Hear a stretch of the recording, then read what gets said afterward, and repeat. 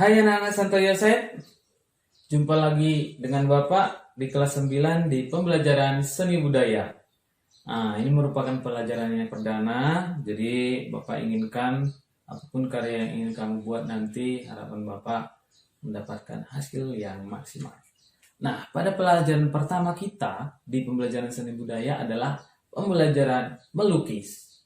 Kamu bisa lihat nanti di bukumu apa saja itu lukisan, dan Bapak juga akan share di kamu materi dari corak dan gaya seni lukis yang nanti kamu buat menjadi landasanmu dalam membuat karya praktik yaitu melukis. Ya, di materi yang Bapak bagikan itu jelas semuanya mengenai corak aliran seni lukis modern. Ya, mulai dari sejarahnya, ya, mulai dari zaman primitif, masuk klasik sampai ke modern dan aliran-alirannya semua jelas di sana. Dan kamu lihat di sana karakter yang mana dari masing-masing aliran seni lukis itu yang mampu kamu eksplorasi menjadi karakter kamu dalam melukis kali ini, ya. Sebelum masuk lebih detail, ya, Bapak akan jelaskan sedikit tentang melukis. Melukis berbeda dengan yang namanya menggambar.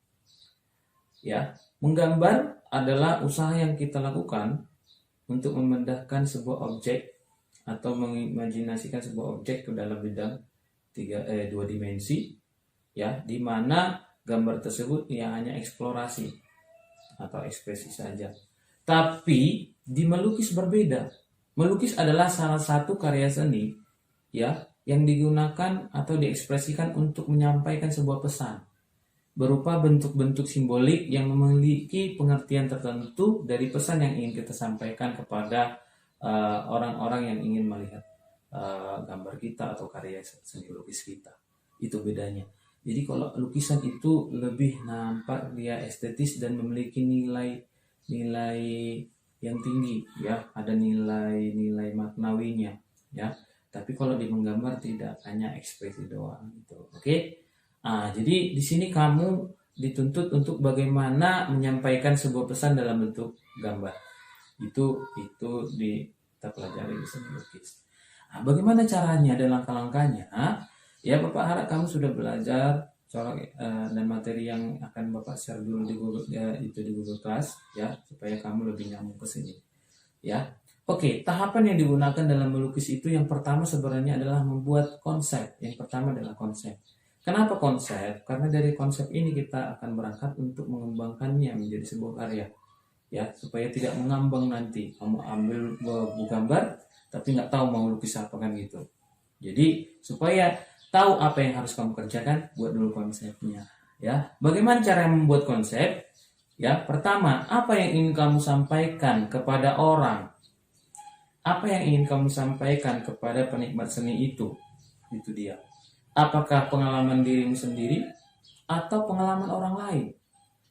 Atau mungkin dari sebuah buku yang kamu pernah baca, atau bisa saja dari kitab suci, atau mungkin bisa saja kamu kreasikan dari imajinasi kamu sendiri, di mana imajinasimu ini penting untuk kamu sampaikan untuk kebaikan orang lain.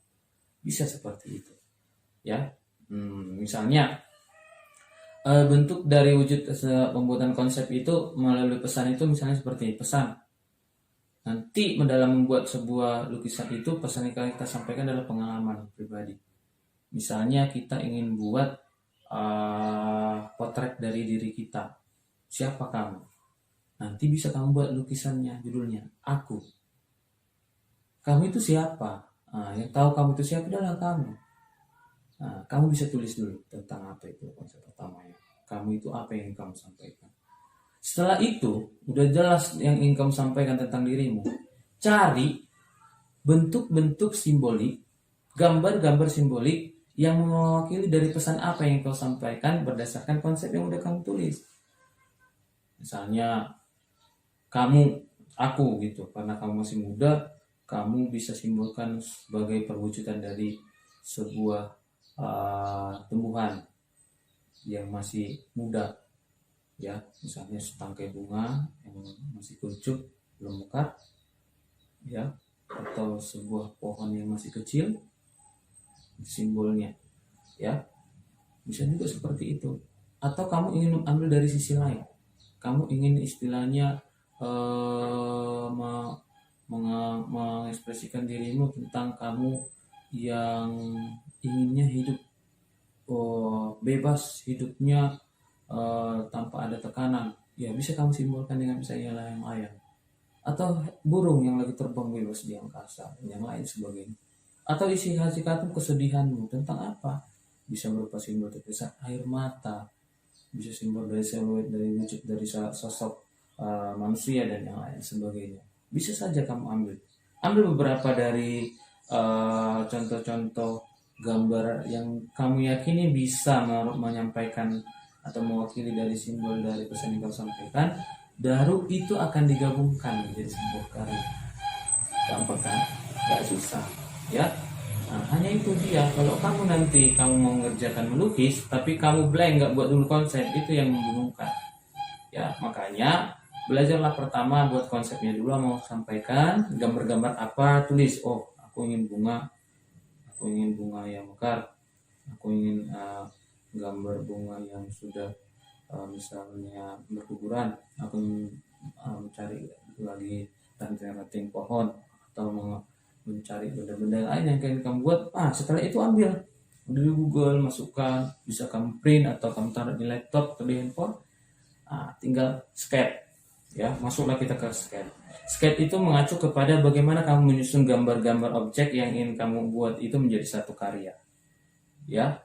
Apakah itu kamu visualkan backgroundnya secara alam, misalnya alam mana, apakah di tepi pantai, di nampak pegunungan, atau hanya bagian dari satu ruang kosong dan yang lain sebagainya. Terserah, bebas, apapun yang kamu buat bagian dari backgroundnya.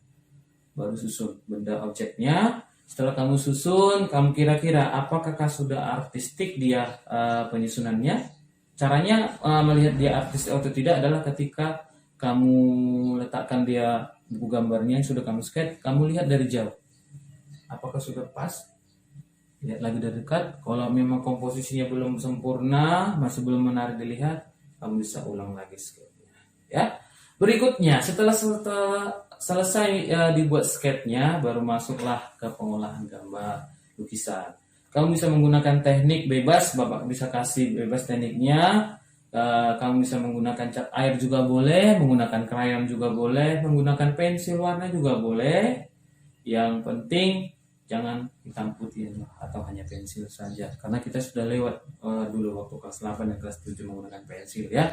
Jadi kamu bebas, pensil warna boleh, krayon boleh, cat air boleh, bahkan cat minyak juga boleh.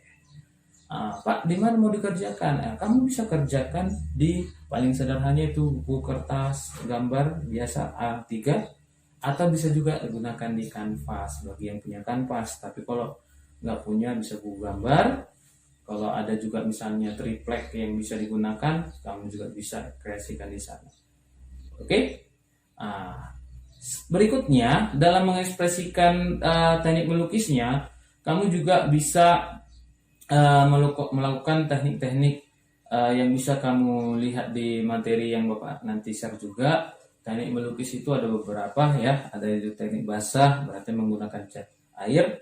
Teknik basah itu terdiri dari dua, ada itu ada plakat, ya. Kalau plakat dia ketika kita menggunakan catnya harus tebal-tebal, ya, harus menutup pori-pori dari bidang gambar. Kalau dia transparan, ya kita cukup menggunakan sapuan kuas dengan cat serta air yang lebih banyak sehingga dia transparan ketika kita catkan, ya. Kalau dia minyak, ya menggunakan krayon yang berbasis minyak juga boleh, menggunakan cat lukis juga bisa, ya. Tergantung kamu yang mana kamu mahir menggunakannya. Oke, anak sekalian, itu dia cara dalam melukis. Ingat, membuat konsep, cari gambar pendukung, habis itu sketch, setelah itu kerjakan menggunakan teknik yang kamu kuasai. Dan jangan lupa dari materi yang Bapak kasih di corak dan gaya seni rupa, kamu harus tahu aliran apa itu tergolong lukisan yang ingin kamu buat. Jadi nanti di akhir dari lukisan, kamu harus buat di belakangnya, tuliskan nama, habis itu tuliskan dia judulnya apa, habis itu maknanya apa. Setelah siap makna, baru tulis alirannya. Gitu dia. Oke, nama, judul, makna karya, aliran. Nah, Bapak yakin kamu pasti bisa. Ingat, imajinasi itu tanpa batas. Ya, ketika kita mengimajinasikan pesan yang disampaikan, buatlah semaksimal mungkin. Jangan asal-asal dibuat. Oke? Karyamu Bapak akan sangat hargai ketika kamu mampu berusaha untuk membuat yang terbaik. Selamat berkarya. Salam kreatif.